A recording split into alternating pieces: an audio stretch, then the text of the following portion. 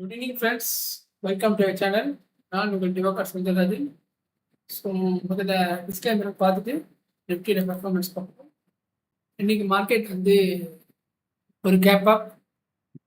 நம்ம நேற்றுக்கே சொல்லியிருந்தோம் மார்க்கெட்டோட ரேஞ்ச் 23,300 to 23,800. ஸோ ஏன்னா அப்படிதான் பாக்ஸ் போட்டு நீங்கள் காமிச்சிருந்தோம்.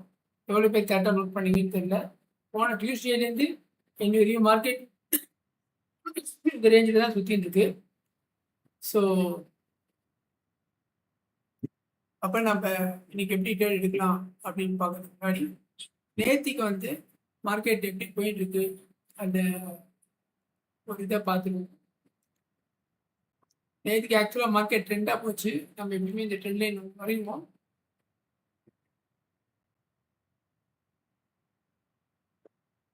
ஓகேவா, இது நேற்றுக்கு வரைஞ்ச ட்ரெண்ட் லைன். ஸோ மார்க்கெட் இப்படியே போனது கீழே வரக்கூடாதுன்றது கேள்வி. ஸோ மார்க்கெட் இங்கே ஓப்பன் ஆச்சு. மார்க்கெட் ஓப்பன் ஆனது கரெக்டான சப்போர்ட் ரெசிஸ்டன்ஸ் 23,800 ஸ்ட்ராங் ரெசிஸ்டன்ஸ். அதுக்கு மேலே ஓப்பன் வைக்க முடியல. ஸோ அங்கேருந்து மார்க்கெட் கீழே நம்மளால ஒன்றும் எடுக்க முடியாது. ஏன்னா மார்க்கெட் இது ஒரு 95 பாயிண்ட் எடுத்துட்டேன்.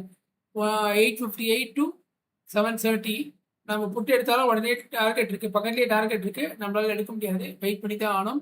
தென் மேபி புல் பேக்கும் வரதுக்கு வாய்ப்பு இருக்குது, அதனால் வெயிட் பண்ணி தான் ஆகணும். ஏன்னா கண்டிப்பாக இவ்வளோ தூரம் கேண்டில் கண்டிப்பாக ஒரு புல் பேக் இருக்கும், அதனால் வெயிட் பண்ணோம்.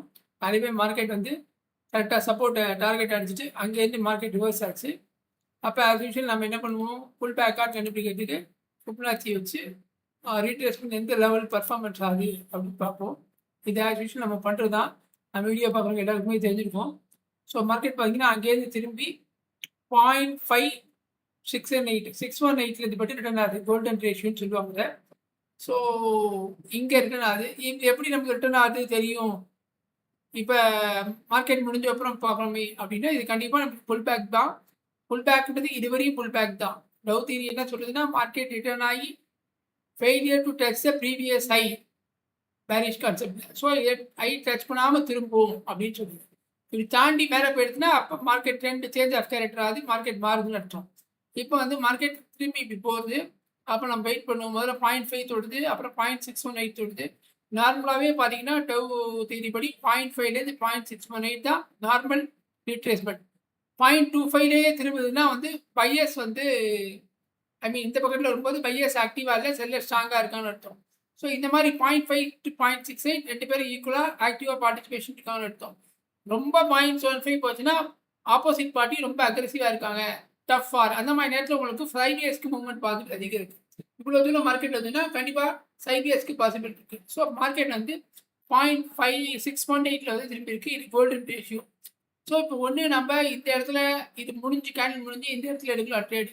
அப்படி இல்லை, நான் முன்னாடியே ஸ்டாப் லாஸ் கம்மியாகணும்னா அப்போ நம்ம இப்போ இது எந்த கேண்டில் 9:50 நமக்கு 9:55 முடிஞ்சு 9:50 10 மணி கேண்டில் தான் என்ட்ரி.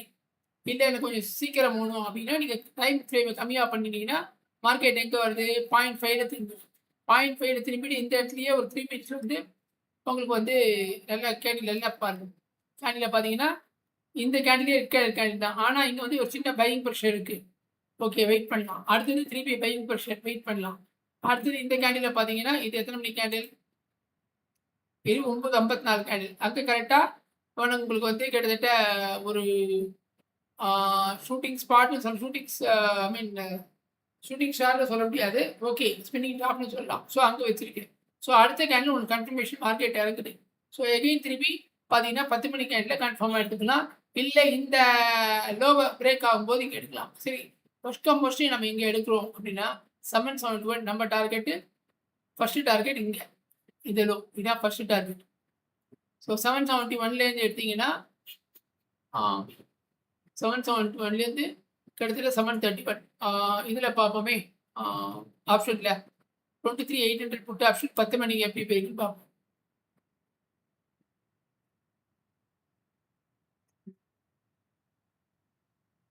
பத்து மணிக்கு எடுத்துருப்போம், 183 எடுத்துருப்போம். எங்கே நமக்கு எக்ஸிட் ஆகிருக்கு பார்ப்போம்.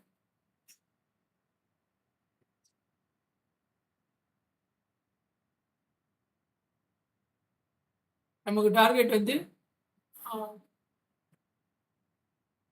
ஆல்மோஸ்ட் 10:36.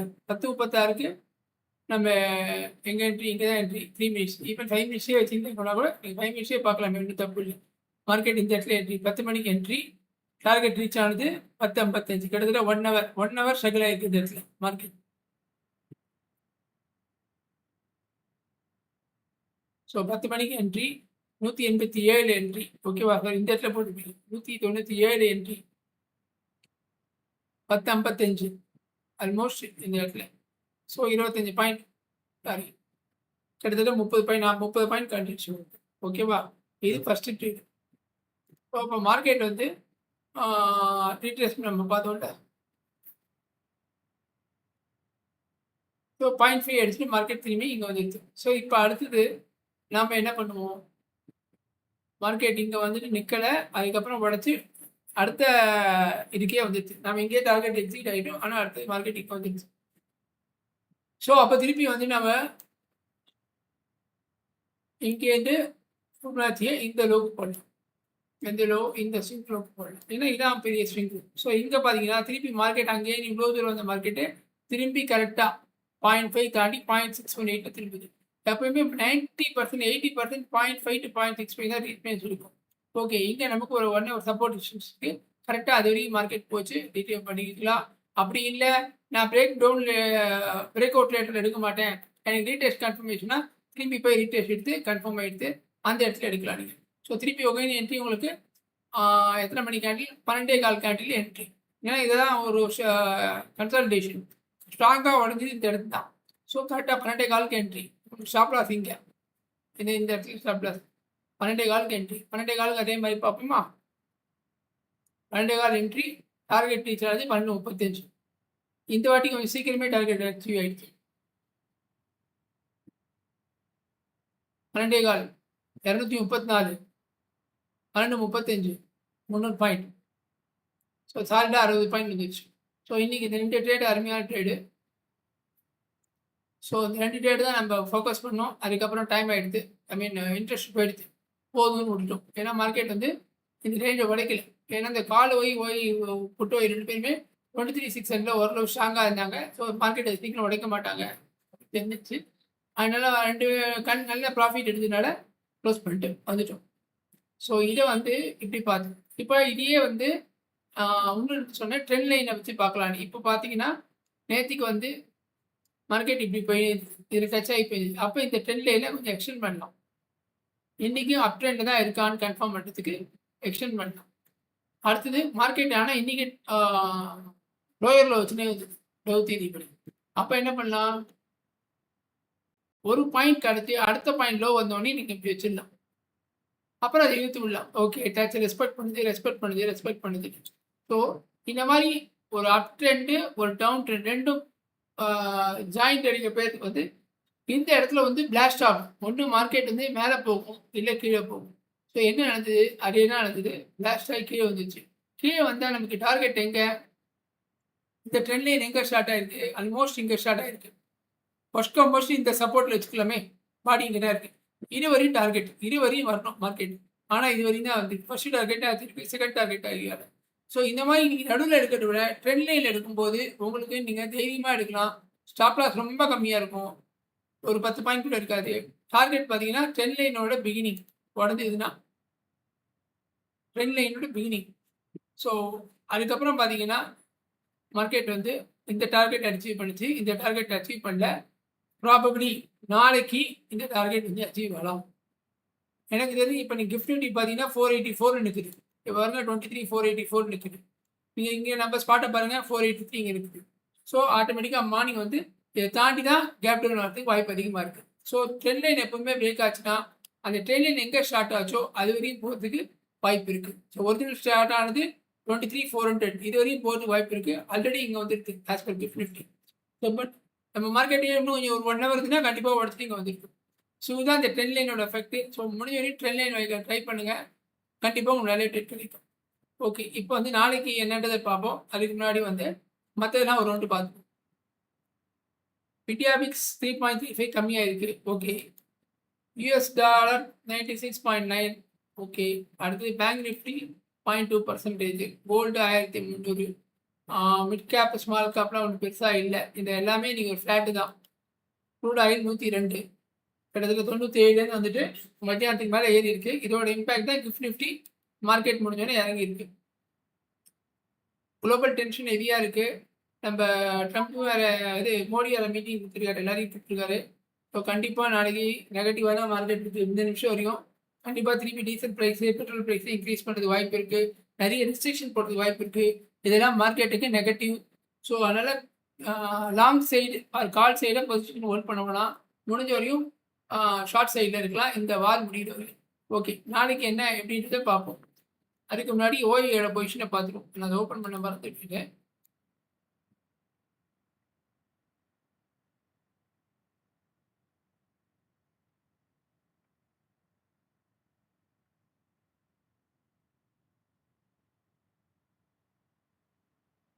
ஒன் செகண்ட் பண்ணி வச்சுருப்பேன். உங்க டைம் வேஸ்ட் ஆகக்கூடாதுன்னு இன்னைக்கு வந்துட்டேன், சாரி.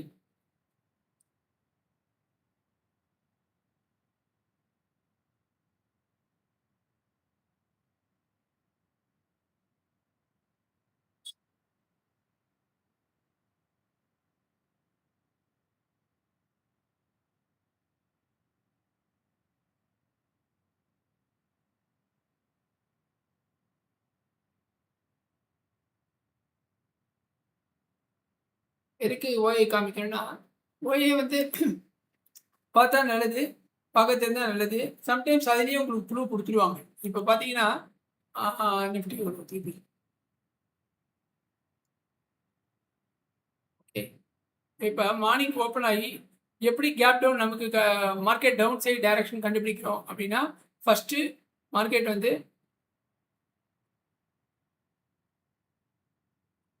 எங்கேருந்து டவுன் ஆகி ஒன் செகண்ட்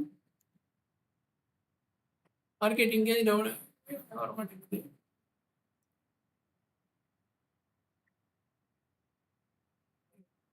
சரி, ஓகே.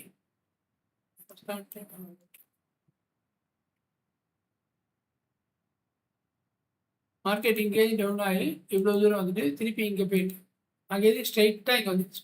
ஓகேவா? அதுக்கப்புறம் திருப்பி இவ்வளோ தூரம் போயிட்டு திருப்பி இவ்வளோ தூரம். இதுதான் டவு தியரி. ஓகேவா? இதுதான் லோ ஏரி. ஸோ ஃபஸ்ட்டு நம்ம கன்ஃபர்மேஷன் மார்க்கெட் டவுன் ஆயிடுச்சு, திருப்பி மேலே போகிறது. ஃபஸ்ட்டு இந்த இடத்துல மார்க்கெட் இதை தாண்டி இதை உடைக்க முடியாமல் மார்க்கெட் திரும்பிடும். ஸோ எகைன் திருப்பி ஒரு லோ வைக்குது, திருப்பி இந்த இடத்துல இங்கே உடைக்குது. ஸோ அப்போ நமக்கு இந்த இடத்துல confirmation down trend as per Dow theory. இப்படி ரொம்ப simple. Market down, red colour candle even though gap அப்னால மார்க்கெட் அங்கேருந்து கீழே இருக்காது, டவு திரி படி இங்கே கன்ஃபார்ம் ஆகுது. அதே மாதிரி நீங்கள் பார்த்தீங்கன்னா ட்ரெண்ட் லைன் வந்து லோயரில் வச்சுட்டே போகுது. ஸோ இந்த ரெசிஸ்டன்ஸை சப்போர்ட் பண்ணி மார்க்கெட் ப்ரைஸ் கீழே இருக்குது. ஸோ இதை தவிர நீங்கள் வந்து கன்ஃபார்ம் பண்ணணும்னா ஓஐடி எப்படி கன்ஃபார்ம் பண்ணலாம் அப்படின்னு பார்த்தீங்கன்னா, இப்போ வந்து ஒய் வந்து இப்போ மல்டி ஸ்ட்ரைக் ஒய் அப்படி பார்த்தோன்னு வச்சுக்கோங்களேன். இப்போ வந்து இன்னைக்கு வந்து டேட்டு 20 இன்ட்ராடே பார்த்தீங்கன்னா மார்னிங்லேருந்தே வந்து 9:15 பார்த்தீங்கன்னா சிகப்பு கலர் இருக்கட்டு கால் ஒய், ப்ளூ கலர் இருக்கட்டு புட்டு ஒய். ஸோ மார்னிங்லேருந்தே பார்த்தீங்கன்னா கால் ஒய் இன்க்ரீஸ் ஆகிட்டே இருக்குது, புட்டு ஒய் டவுன் ஆகிட்டே இருக்குது. ஏன் கால் ஒய் இன்க்ரீஸ் ஆகுதுன்னு அர்த்தம், கால் ஆப்ஷனை செல்லர்ஸ் விற்றுட்டே இருக்காங்க. ஒரு பொருள் அவங்க விற்கிறாங்கன்னா அதனால அவங்களுக்கு நஷ்டம் ஆகாது. ஸோ இப்போ கால் ஆப்ஷன் விற்கிறீங்கன்னா மார்க்கெட் டவுன். இது ரொம்ப சிம்பிள் லாஜிக், பெரிய ராக்கெட் சயின்ஸ்லாம் கிடையாது. ஸோ இந்த மாதிரி என்னைக்காவது ஈஸியாக உங்களுக்கு ப்ளூ கொடுப்பாங்க. அப்போ நம்ம ஈஸியாக நம்ம ஃபாலோ பண்ணி ஓகே எங்கேயுமே ரெண்டும் ஓவர்லேப்பே ஆள பாருங்கள், காலம் போட்டு ஓவர்லேப்பே ஆள் ரொம்ப தெளிவாக இருக்காங்க. நீங்கள் வந்து கால் ஆப்ஷனை விற்கணும் அப்படின்னு சொல்லி அதுதான் நடந்திருக்காங்க. ஸோ இந்த மாதிரி ஈஸியாக இருக்க அன்றைக்கி நீங்கள் கால் ஆப்ஷன் அப்பப்போ ஓயையும் பார்த்து மார்க்கெட் எந்த டைரக்ஷனில் போகுதுன்னு உங்களுக்கு டைரக்ஷன் கன்ஃபர்மேஷன் கிடைக்கும். சப்போஸ் இந்த கால் வகை வந்து இப்படி வந்து புட்டு வகை இப்படி வந்துன்னா அப்போ மார்க்கெட் கொஞ்சம் கன்ஃபியூஸ் பண்ணுது அப்படின்னு யோசிக்கலாம்.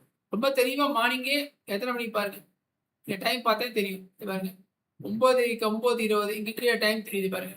ஸோ அப்படியே வரிசையாக பார்த்தீங்கன்னா அங்கேருந்தே கால் வகை இன்க்ரீஸ் ஆகிடுது, புட்டு வகை இன்க்ரீஸ் ஆகுது. So market morning seller decide பண்ணிட்டாங்க இன்னைக்கு மார்க்கெட்டை மேலே இருக்கக்கூடாது, கீழே தான் இருக்கணும். ஸோ நீங்கள் எவரி ஒரு 15 மினிட்ஸ் முன்னாடி இதை பார்க்கும்போது அந்த பக்கமும் சார்ட்டை பார்த்துட்டு இதுக்கு தைரியமாக டைரக்ஷனை ஃபிக்ஸ் பண்ணு. அதுக்கு தான் இப்போ நான் ஓஏ காமிச்சேன், வேறு எதுவும் கேட்டேன். ஓகே, இப்போ நாளைக்கு என்ன எப்படி ட்ரேட் பண்ணலாம் அப்படின்றத பார்ப்போம்.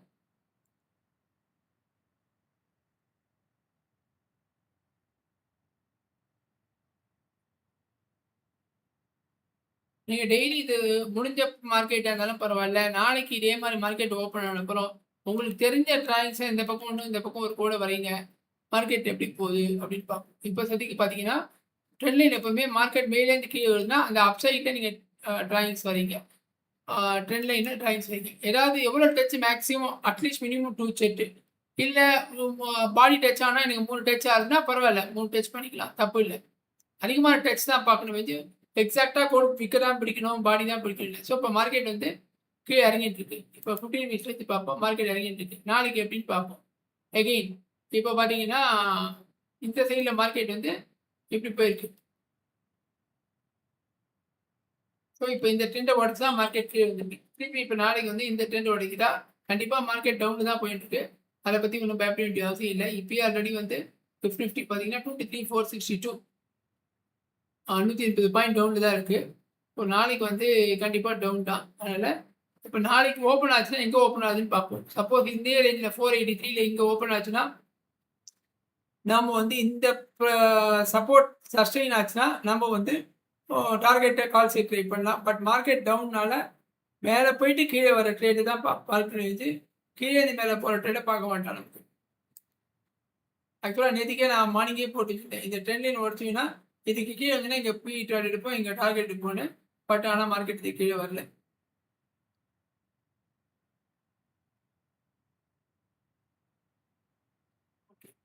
இப்ப நாளைக்கு வந்து நான் சொன்னபடி இந்த பாக்ஸ்லயே தான் மார்க்கெட் டர்ன் ஆயிட்டு இருக்கு. பார்ப்போம் எப்படி போகுதுன்னு பார்ப்போம். நாளைக்கு வந்து ஒரு ஃபிளாட் ஓப்பனிங் வாய்ப்பு இல்ல. Already 200 point town. அப்படியே ஓப்பன் ஆனாலும் நமக்கு 23,800 தாண்டினா தான் நம்ம கால் ஆப்ஷன் யோசிக்கணும். அது ஒரு செல் ஆன் ரைஸ் கான்செப்ட் தான்.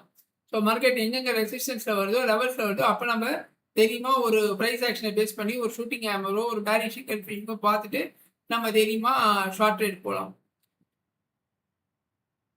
சப்போஸ் நாளைக்கு கேப் டவுன் ஆகுது, இந்த ரேஞ்சில ஆகுது அப்படின்னா, இந்த பாயிண்ட் உடைக்குதா பாருங்க. 23,300 உடைக்குதா பாருங்க. உடைச்சுதுன்னா மார்க்கெட் இன்னும் ரொம்ப கீழ போயிடும். கீழ போறதுக்கு வாய்ப்பு அதிகம். இந்த பாக்ஸ் உடைச்சுதுன்னா மார்க்கெட் ரொம்ப கீழ போறதுக்கு இவ்வளோ தூரம் போறதுக்கு ஆயிட்டு. நாளைக்கே போகாது. ஃபியூச்சர் பீரியட்ல போகும். ஸோ, இப்போ இந்த பாக்ஸ்குள்ள தான் மார்க்கெட் ட்ராவல் ஆயிட்டு இருக்கு. நாளைக்கு கேப் டவுன் வந்து 23,283 இருக்கும். அவ்வளோ ஆகாது. எனக்கு தெரிஞ்சு இந்த இடத்துல தான்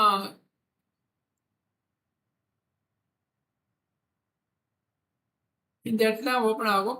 ஓப்பன் ஆகி திருப்பி கொஞ்சம் டவுன் பண்ணி அதுக்கப்புறம் மார்க்கெட் வந்து நாளைக்கு ஃப்ரைடே வீக்கெண்டு. அதனால இது வரையும் வரதுக்கு வாய்ப்பு இருக்கு. ஏன்னா 2 டேஸ் லீவு எப்படி இருக்குன்னு தெரியாது. யாரும் பொசிஷன் ஓப்பன் வச்சுக்க மாட்டாங்க. ஸோ, அப்படியே இங்க ஓப்பன் ஆனாலும் கொஞ்சம் மேல போயிட்டு லிக்விடிட்டியை கிராப் பண்ணிட்டு திருப்பி மார்க்கெட் வந்து இங்க வந்து க்ளோஸ் பண்ணதுக்கு வாய்ப்பு இருக்கு. சப்போஸ் இதை உடச்சதுன்னா ரொம்ப பேத்தட்டிக்கா கீழே வரைக்கும் போகிறதுக்கு வாய்ப்பு இருக்கு. அப்போ எப்படி போகுது பார்ப்போம். ஓகே ஃப்ரெண்ட்ஸ், ஐ திங்க் இந்த வீடியோ உங்களுக்கு பிடிச்சிருக்கும்னு நினைக்கிறேன். பிடிச்சிருந்தா லைக் பண்ணுங்க, ஷேர் பண்ணுங்க, சேனலை சப்ஸ்கிரைப் பண்ணுங்க. Thank you friends.